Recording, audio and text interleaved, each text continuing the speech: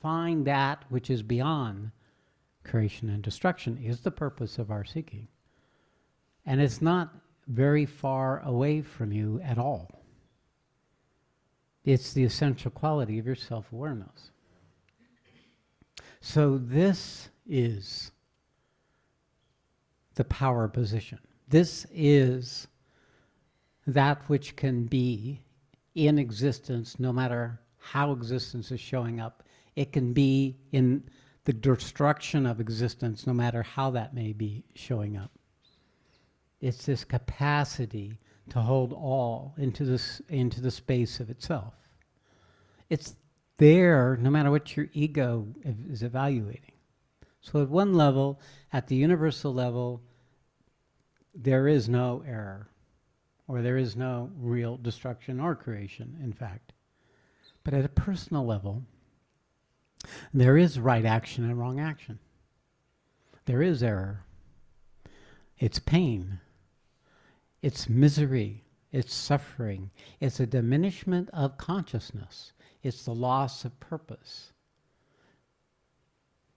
So this, at an individual level, it is where the true authority gets caught up in existence and loses its perspective and gets swallowed up by the cycles of creation and destruction. And since all yoga, all spiritual seeking is at the individual level, it is about learning to come out of the sphere where pain exists, where illness exists, where death exists, where there is loss and grief and sadness, where there's anger and violence, where there is creation and destruction, where there is thought and doubt and judgment and belief and idea. So there is error, and the error is consequence. It's because in this dimension, and this is a thing that perhaps I have said before, but it's used saying again, that the nearest thing to the absolute reality is physical existence. Matter. Matter is an approximation of the eternal reality because it's perpetuating itself. It has found the balance by which it has a seemingly relative persistence. It's actually recognized as being infinite in itself. Although it cycles, that cycling is infinite in its cycling, both small and large. So in matter, the unique thing about matter is it has consequences for consciousness.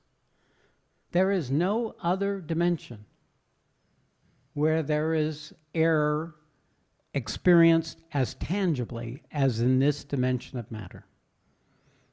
You walk in front of a bus at the wrong moment, you'll know that just a second before you get squashed. It'll be this recognition that in this dimension, some things work and some things don't work. What is the principle? What are the principles of this? How to be in creation, how to be in existence in a correct way has a relevance. And what is the correct way? Well, it's to understand the basic principles and rules of existence. To have realistic expectations, to not get deluded to believe that the material world is real in the sense that the absolute consciousness is real. That everything in this dimension will change. It'll be created, it'll live for a while, and then it will devolve and be destroyed.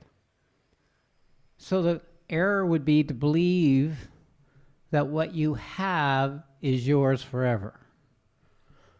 The error would believe that any one mood you're in is going to be your mood forever.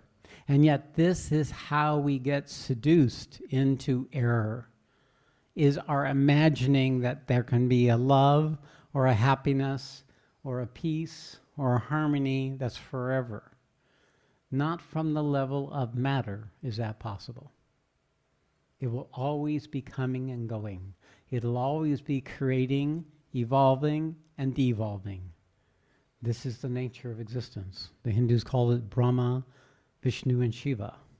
Brahma being the creator, Vishnu being the sustainer, and Shiva being the destroyer. This is it. This is how it cycles. If you have a realistic understanding of what is the opportunity of matter, then you can discover what works. And you can apply that in the way you live.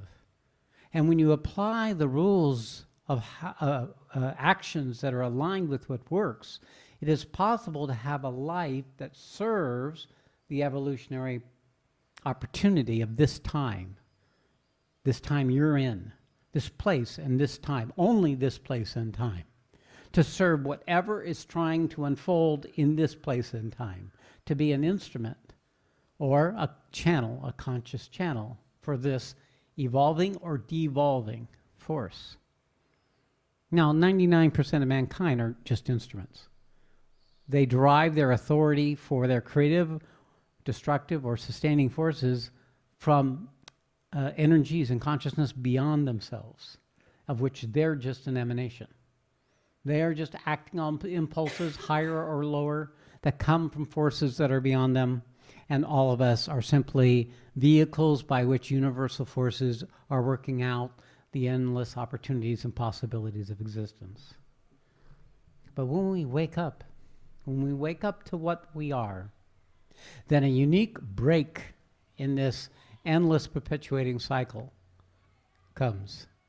And we have the power to create newly and to destroy in a creative way newly whatever is arising here and now. That's true authority. Very few people who have power, that is that power derived from the true authority. It comes from collective forces of which they are aligned, consciously or mostly unconsciously, that sustain them for whichever direction it goes, gives them the confidence, the determination. Now, the exception to that is people who are pulled to the spiritual path. Because people who are pulled to the spiritual path are also being motivated by forces that are beyond themselves. But these forces are aligned with the truth that's beyond creation and destruction, the essential reality of what we are.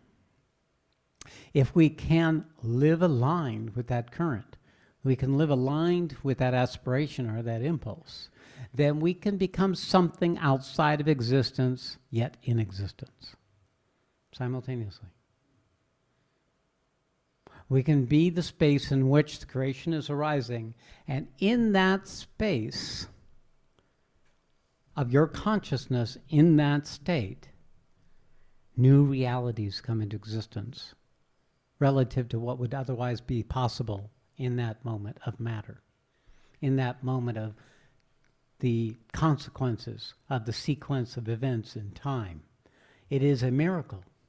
It is a new possibility that can occur around such a being that breaks the inevitable consequences of causes that were previous and brings open a new possibility to create or to destroy appropriate to the manifestation of that quality that's demonstrating. Something that which is beyond creation, beyond destruction. Okay, so how does that translate? Well, it translates what in your life is aligned with your intention and what in your life isn't. Learning to act, to cut away that which isn't, and to strengthen and empower that which is the key of the task before you. That's the work. And since we have met each other, you now have somebody who's standing behind you